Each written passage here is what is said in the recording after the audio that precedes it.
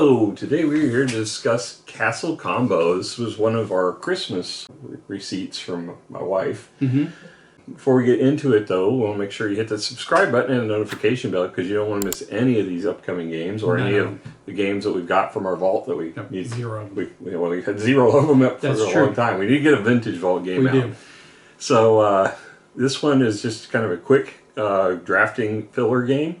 A little bit of tableau building. Yeah. So, Rob, what more can you tell us about it? A little bit older game. This actually came out in 2024. Overall rank is actually really good. It's 262. So overall rank is great. Individual rating of 7.7. Designed by Gregory Berard. I apologize if I mispronounced that. And Matthew Russell. Art by Stephanie Escapa. Published by Ketchup Games. MSRP is only $29.95, so it's a relatively cheap game, but you can get it a lot cheaper. Card House had it at $23.99. Game Nerds had it down to $19.97, and the cheapest is Gamers Guild AZ, which I assume stands for Arizona, $17.96. Okay. Well, this one is actually published by Pandasaurus Games in the U.S. All right. Board Game Geek didn't show it, I'm sorry. Okay. As far as the component quality, you get this really cool, this kind of the best piece of the whole thing is a standee guy. It's not even a standee, it's a wooden piece, very chunky. Like a meeple. And he's got a heat transferred stickers on both sides of him. But he's the messenger that kind of carries you and shows which row you're drafting from. You've got cardboard keys and money. But they're pretty thick. They remind me of like coins that you have in Sheriff of Nottingham. But yeah, as far as, I mean, there's nothing outstanding about them, but I didn't mind playing with them. They were chunky enough. Yeah, they're good chunky. Cards, a little bit of a linen finish, I think. Yeah, very little. Very little. But still, card stock is still pretty thick, though. Yeah, so you'll probably, though, you are going to shuffle them if you play it a lot, and you'll probably want to sleeve them. And I don't know if the sleeves will fit nicely in the box. They've got two kind of partitions in the box. So yeah, you probably have to take the insert of it out of the box to get it to fit. But I think it'd be fine. Yeah. So as far as, I mean, it's basically a card game. There's not a lot to it. It also has a nice little cheat sheet, which we'll talk about more in the rules, but only one, yeah. But it's very functional. I'm going to go ahead and probably give this 6.5, mostly because of the wooden guy and the cardboard not being flimsy. I think 6.5. I mean, there's nothing special, but it's not bad either. Yeah. All right, so moving on to theme. So theme, you've got this really kind of cute art, cartoonish art on all the characters. The art's really good. The characters, each one have their own name and their own kind of special scoring abilities, which is really cool. It all meshes well as far as kind of being a medieval times. Yeah, and it's a true combo. You're looking at cards that look at other cards to try and do stuff. Yeah. So, I mean, it's not intrinsic to the gameplay. It's kind of a puzzly, arrange your tableau the best way for maximum point scoring. But it's just the art makes it fun. It makes it fun. Yeah, it's fun. Yeah, it doesn't fit the thematics, doesn't fit the mechanics. Right. Really, but it's just fun, really neat artwork. So given how much I like the art and again, the meeple carries it over too, I'm going to go ahead and give this a 7, I think. I think 7's a good score. Mainly just the artwork for me. I thought the artwork was really fun, and it's a little bit engaging, and some of them are a little bit, I love this guy, the Executioner, is just funny looking. So. So I'm as far as now moving on to the rule book, we've got the rule book is obviously small because it has to fit in the box. Right. The box is small, so it's a highly portable game. It's very simple, easy to learn game. And I still messed it up. I corrected them. Yeah, it's a 12-page rule book, but only 10 pages of our actual rules. Other than that, you got a scoring example on the back. I mean, it's a 2 to 5 player game, which is kind of nice because it seems like most games are 2 to 4 anymore. So 2 to 5 is not bad, but there's no solo play to it. Yeah, it's got a single page of setup. It takes like no time to get this out to the table. it takes almost no time to teach the game because it is so simple and straightforward. And it is a filler game, so you wouldn't want it to take that long because you can play this in like under 10, 15 minutes. Or even if you're sitting at the airport or something like that, it doesn't take up a lot of space. Well, you do have to arrange your tableau. A little bit, but not that much. Yeah. So I think it's portable is a good word for it. It's a good portable game. But I'm not sure I would play it at the airport. It'd probably more something when I get to the hotel. There too. Yeah. So you can play in both places, in my opinion.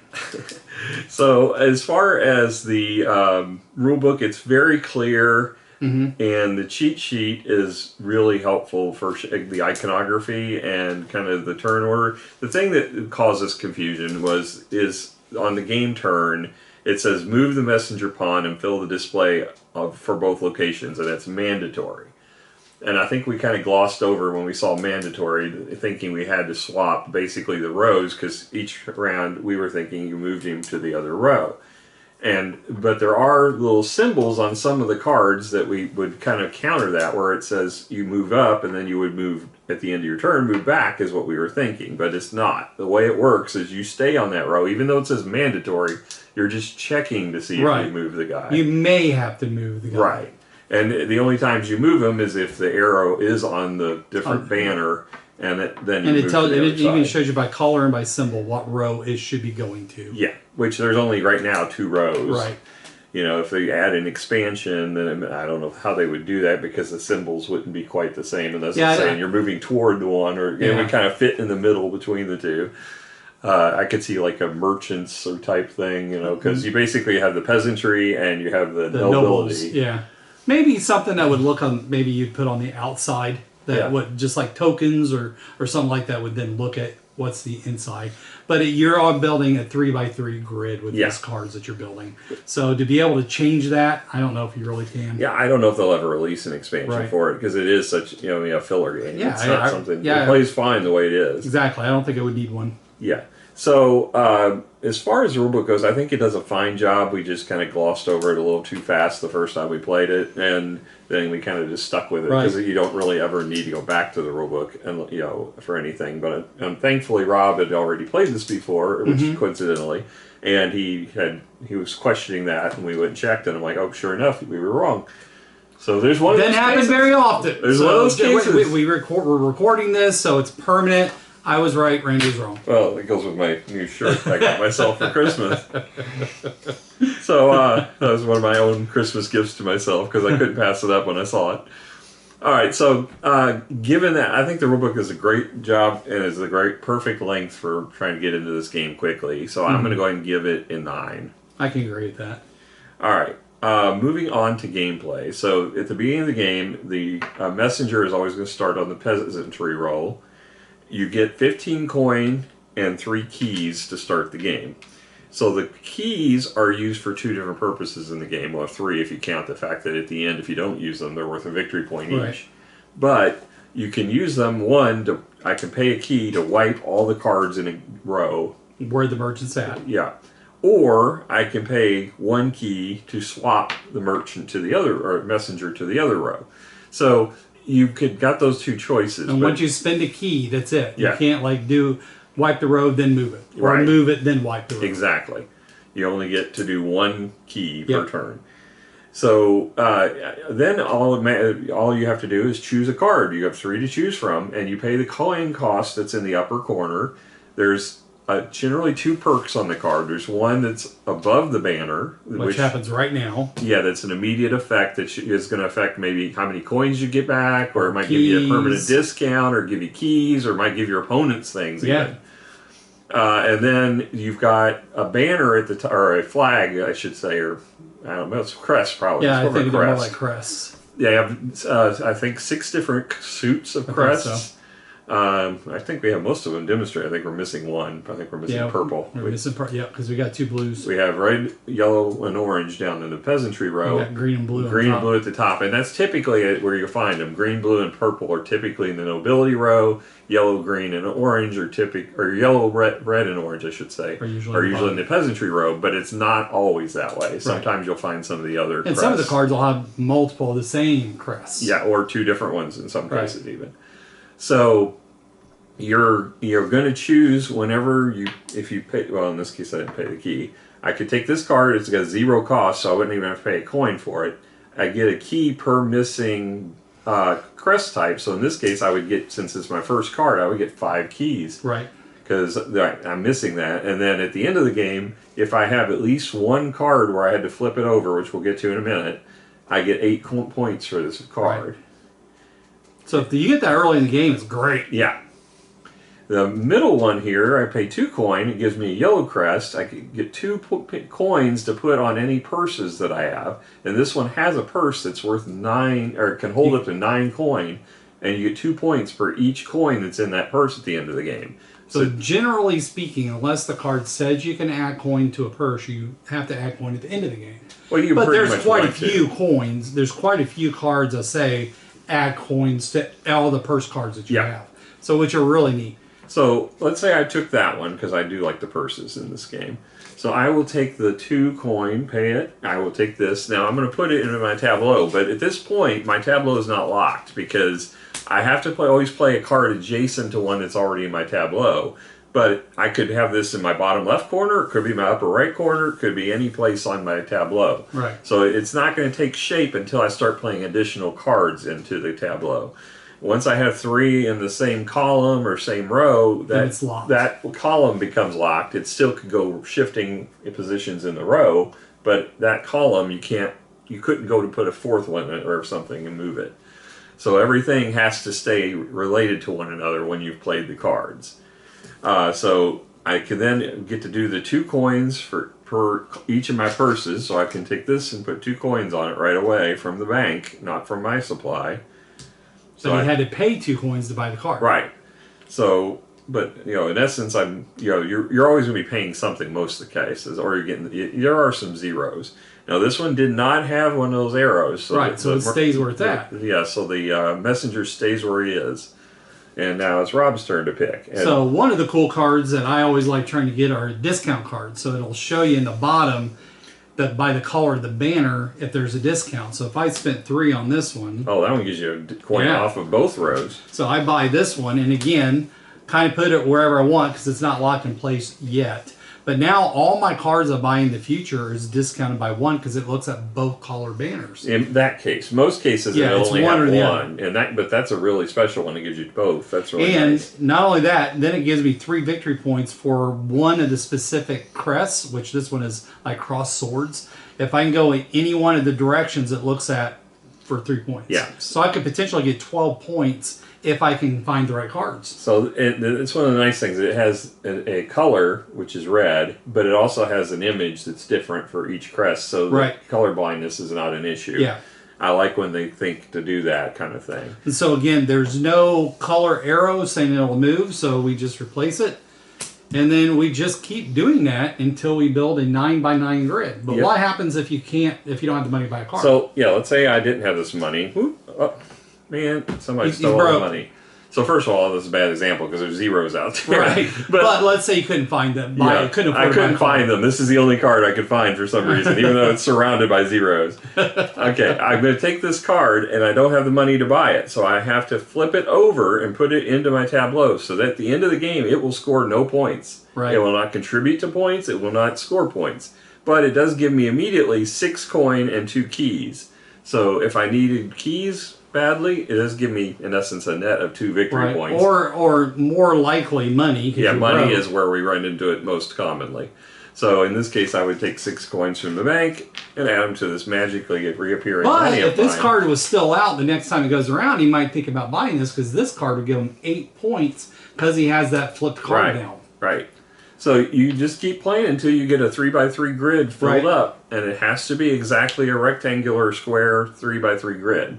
So you can't be making trapezoids or any kind of strange shapes that you want to do because you're a geometry major or something. And then scoring is relatively simple. You just look at each card, top row, top middle, top left, and you just keep going down, scoring each card individually. The score pad actually walks you through that. So it has each spot, and it's got marked which card you're scoring that round. And then at the bottom, you score the keys. Money left over is worthless. It's worthless. But that's why those purses are so cool, because then you can take your money, anything left over, if you have it, and put it in purses. Yeah, and that purses then become victory points. Right.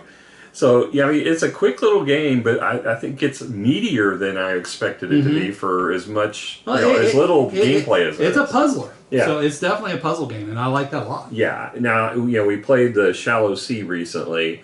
That one, I was expecting it to be lighter, but it was actually, that's way heavier than this is. This is definitely a light game. Right. But it does have that thinky, I need to arrange it exactly right. Because you have to pay attention to what card you're getting, or you could score like me and only get 40 points. Yeah, or you could just take all the cards, turn them face down, and just rack up a whole bunch of money and keys, and you're going to not score very well. At most, you would only get 18 points. Exactly. I would not recommend that strategy. I wouldn't recommend it either. I scored more than that. Yeah, barely. So, as far as this gameplay, I mean, it's everybody's played it's kind of enjoyed this game, even though there's not much to it.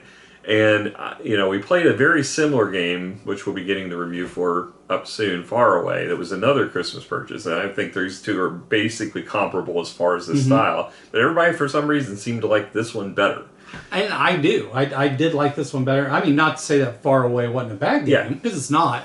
I just like this one better. Maybe because the artwork is a little bit more jovial or something. Maybe I think because there's more table talk with this. Because whenever I took a card that Heather wanted, she'd be like, "Oh," and that kind of feeling was there. Oh, we didn't have Heather here for the first. No, that's true. But I'm just saying that there just felt like a little bit more fun involved in this game. I think it might be the art, because I personally find the two games fairly comparable as far as the gameplay, and I think I like some of the scoring patterns of the other one better than this one. So, but I enjoy both of them very much, and I'm glad I got them both in my collection. I mean, they're distinctly enough different that I don't mind having them both at where I can get a quick game in it. And this will be a great game because, like, a lot of Miranda's family doesn't like the heavier, meatier games. This will be a perfect game for them. Well, they played it and enjoyed it. Oh, yeah, I can imagine. Yeah, I'm not sure if Dwight ordered a copy of it or not when we were playing it, but he definitely got into it. Caleb enjoyed it. I mean, it was a hit with her family. Yeah. So yeah, I think Sarah would like it. Yeah, I think so. If she would ever take time to play. That's true. She's not into her friends. We're not cool enough. Yeah, we're out of the cool crew now. So, I'm probably going to give this one, for what it is, being a filler game, I'll probably give it an 8. Yeah, I thought the same thing. Again, it's nothing meaty about it. It's just meaty enough and quick enough and fun enough. I think it's a solid 8. Yeah. So if you have not had a chance to try this out, I mean, it's got obviously a good pedigree, good ranking on Board Game Geek. Yeah. So obviously we're not alone in liking this game. So I think that if you need something to put into your collection that is a quick palate cleanser or a filler, this is going to suit your group. I think this is a perfect stocking stuffer board game. You have to have a pretty big stocking to get that in. You guys have some pretty big stockings.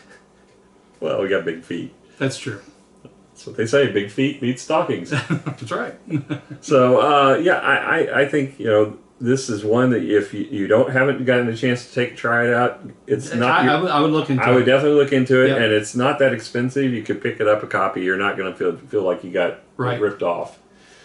So so that's our thoughts on Castle Combo. If you've had a chance to play it, let us know what you think. If you've had a chance to stay in a castle, let us know what that was like. Your wedding reception was in a castle. Yeah, our wedding reception was in a castle. We didn't play Castle Combo in there, though. No, we didn't have it at the time. That's correct. It wasn't out yet. But we did play games in the castle. We did. So that was the combo, I guess.